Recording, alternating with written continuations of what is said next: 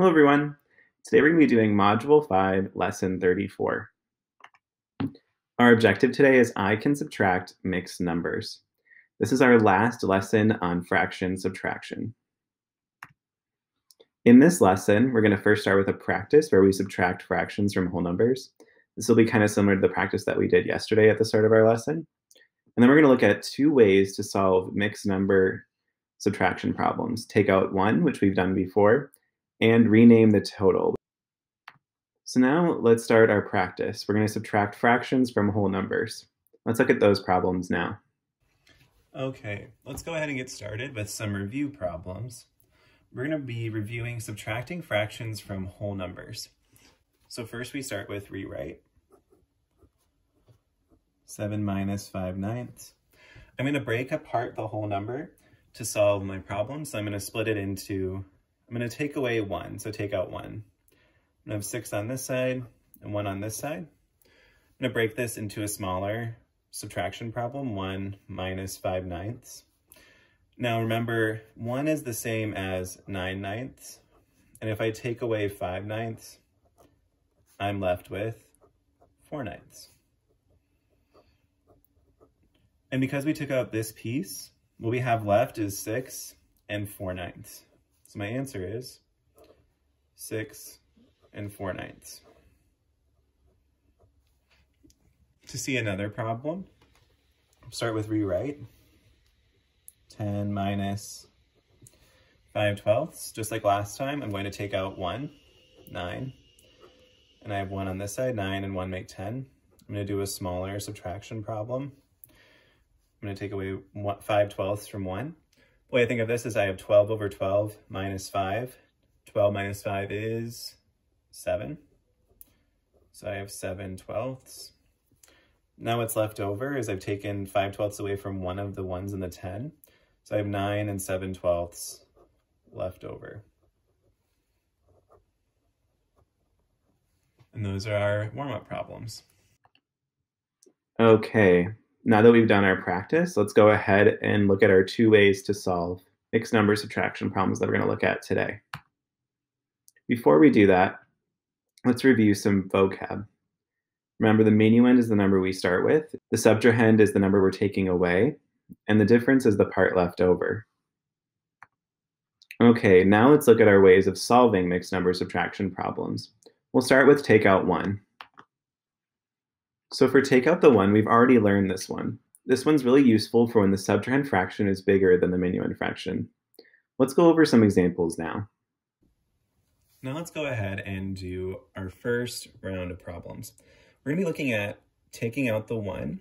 For this first series of problems, we're just going to be taking a larger fraction in the subtrahend away from a mixed number in the minuend. So what I mean here is this fraction is bigger than the 1/10 here. So first we have to ask ourselves, do we have enough tenths in our minuend, the first number, to take away the subtrahend? The answer is no. So to model this problem, I'm going to move to a blank sheet of paper so I have a little bit more space. So I start by rewriting the problem. 8 1/10 minus 8/10. Now when I take out the 1 this time, I'm going to do something a little bit different. I will have 7 on this side because I'm taking out 1. But in this case, what I'm doing when I take out the 1 is I'm going to convert that 1 to match the denominator that I have here. So my 1, I'm going to work with 10/10. And I'm going to add that 10/10 to the 1/10 I already have. So I'll have 11/10. So that'll be on this side. I'm taking out 1, but I'm also taking and keeping the 1/10 with it. Now when I take away 8/10, I'll have my answer. So 11/10 minus 8/10 is 3/10. Now when I go back, what I'm really saying is it's a new problem. I have 7 and 11/10 minus 8/10 equals 7 and 3/10. The whole number stays. I'm really only working with these fractions and putting the result next to my whole number. So I'm using my number sense about how fractions work to help me solve this problem. If I wanted to show this on a number line, my endpoints will be 7 and 9. In the middle, I'll have 8. And I'm going to have tenths. I'm going to start at 8 1/10, which is the same as 7 11/10. And I'm going to take away 8/10. So I'm going to get rid of 1, 2, 3, 4, 5, 6, 7, 8. I'm going to draw my arrow to show that. I'm taking away 8/10. I end at 7 1 2 3/10. So 7 is my whole number, my big number, and I have 3/10 pieces afterwards. That's how I show that on a number line. I'm going to go ahead and show the second problem as well. So first I start with rewriting. So my problem is 6 2/8 minus 7/8. I start by taking out the 1. So I go 1 backwards, basically. 6 minus 1 is 5. On this side, I'm going to have my 1 equals 8/8 because I'm working with eighths. And I'm going to add the eighths I already have, 2/8 to that, to get 10/8. So really what I have here is 5 10/8. Now when I subtract the 7/8, I get my answer. So how I really am kind of doing this problem is I have 5 10/8 minus 7/8, and I get 5 3/8. To show that on a number line, my endpoints will be 7, because 6 2/8 is between 6 and 7. And my final answer is 5 3/8, so my lower number will be 5. In the middle, I'll have 6. And I'll have 8s between the whole numbers. So I start at 6 2/8, which is the same as 5 10/8. I'm going back 7, so 1, 2, 3, 4, 5, 6, 7. So that's my answer. I'll draw my arrow to show subtraction, because when I go this way, I'm subtracting and I'm taking away 7/8 from our original problem. I end at 5 1 2 3/8. And that's how you show that on a number line. The last problem, let's go ahead and do that now. So I start by rewriting. And for this problem, I'm going to show it kind of more the steps in my head.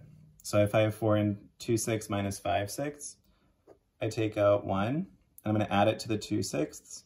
Because I'm making 1 out of 6, I have 6/6 plus 2/6 is 8/6. So what I'm doing is 3 8/6 minus 5/6. That equals 3 3/6. To show that on a number line, I have 5 up here because 4 2/6 is between 4 and the next number up, 5. And my final answer is slightly bigger than 3. So I know I have 3, 4, and 5. I'm going to make 6. I start at 4 2/6, which is right here, which is the same as 3 8/6. I'm going to take away 5. 1, 2, 3, 4, 5. I'm going to draw my arrow to show that subtraction. I end at 3 1 2 3 6.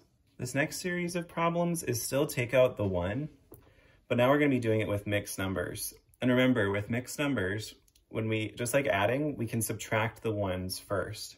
I'm going to need to have a little bit of space to do my number line. So I'm going to work on a blank sheet of paper again.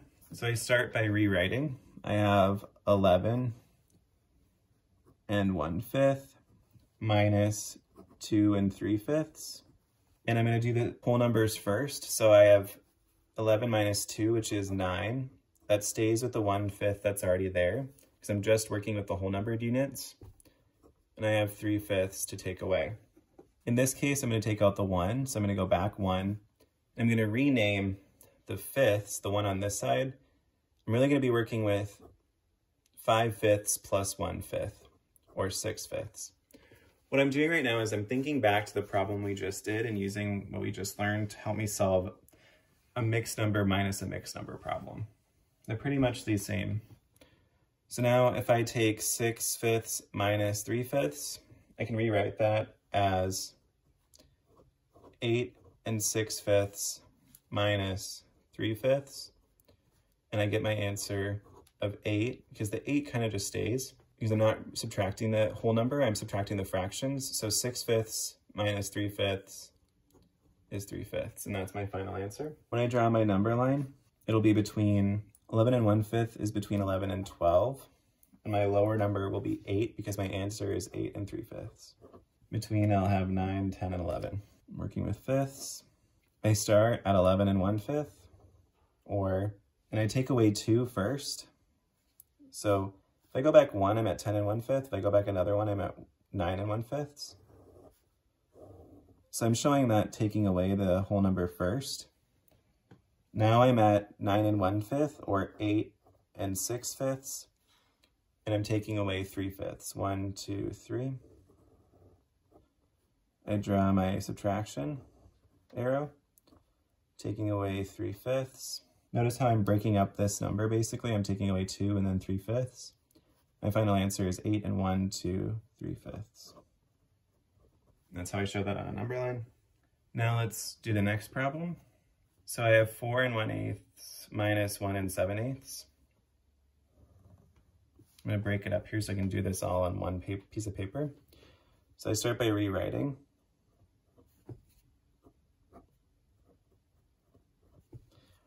First, I subtract the ones first, the whole numbers. 4 minus 1 is 3 and 1/8 minus 7/8. Now I'm going to take out 1 and rename to make an improper fraction, so 2 on this side.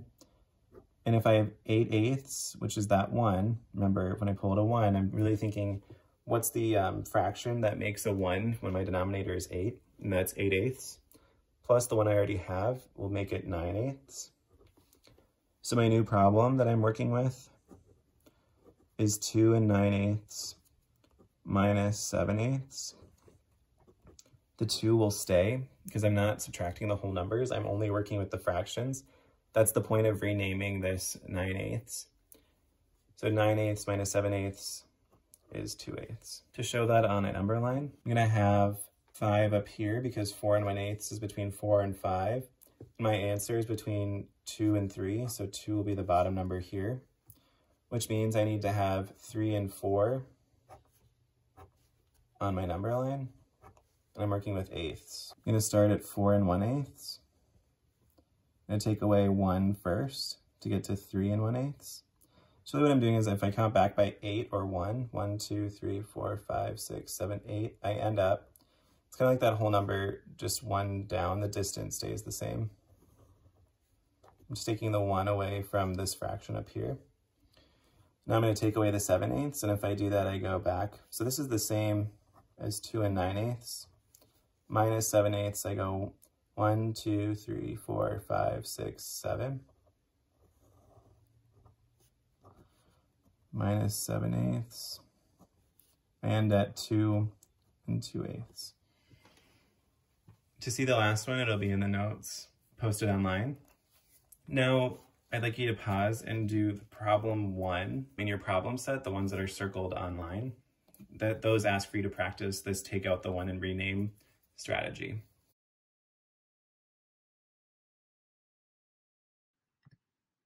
Okay, now that we've done our take out 1 examples, let's look at the examples for renaming the total.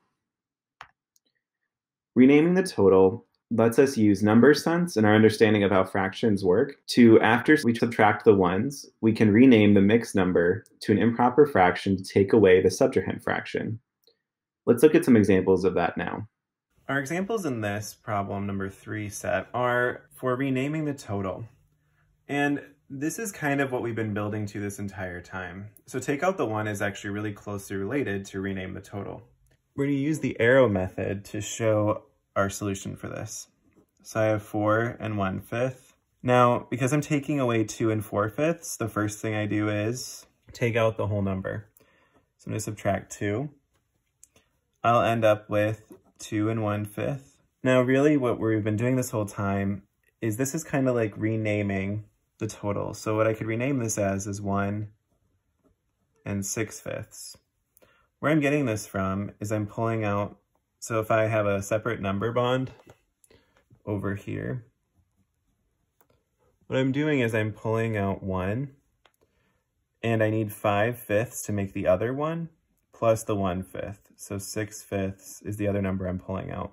And when I put them together, I get 1 and 6/5. And now from here, what I'm doing is I'm subtracting 4/5. So I get 1 and 2/5.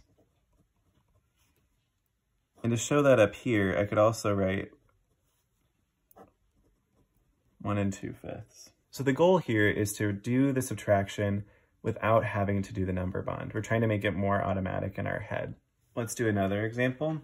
Remember, the goal here is to get away from using the number bond by using what we know about fractions to rename the total. So I'm going to start by writing the minuend, the first number, 9 and 3/8. I'm going to take away, I'm going to subtract the ones. So if I take away 7, I end with 2 and 3/8. So what I've kind of done is I've just taken away this. Now I could just count back, so I could count back 3/8 to get to 2, and then 2 more eighths to get to 1 and 6/8. So what I'm doing there in my head is kind of splitting my 5/8 into another thing that we've done before where I match this number and then the other 2 to make 5. So if I get rid of 3/8, I have 2. Go back 2 more, that's 1 and 6/8. I could also rename this number as 1 and 11/8. 8/8 plus 3 is 11. 8/8 is 1. So I'm taking that 1 and the 2, making it 8/8 and adding 3 onto it to make 11/8, leaving me with 1. And now I'm going to subtract the 5/8 that was left up here. So either way, we're taking away 5/8, which leaves me with 11 minus 5 is 6/8. And the last one, for one more example, I have 7 and 3/10. I write my minuend first. I take away the ones. I'm left with 5 and 3/10. Here I could either break apart the number into 3/10, counting back to 5, and then taking away another one. So if I take away 4/10, I take away 3 of these 4/10 first. So 1, 2, 3 brings me to 5. 5 is the same as 4 and 10/10. So minus that 1 more tenth is 4 and 9/10. What I'm doing here is I'm just subtracting that 4/10. We kind of got rid of this number earlier. So now if I wanted to do that, rename the total, I would rename this 4 and 13/10. Remember, our 5 is basically 4 and 10/10. This is the same as 5. So if I want to rename it, if I'm pulling out this 1, I'm adding the 3 on to make 13.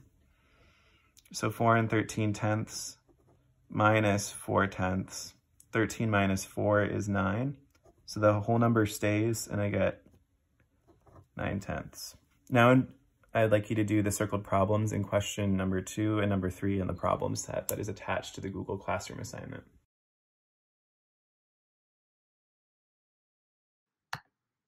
Okay, great work today, everyone. That is what we need to look at for Module 5, Lesson 34.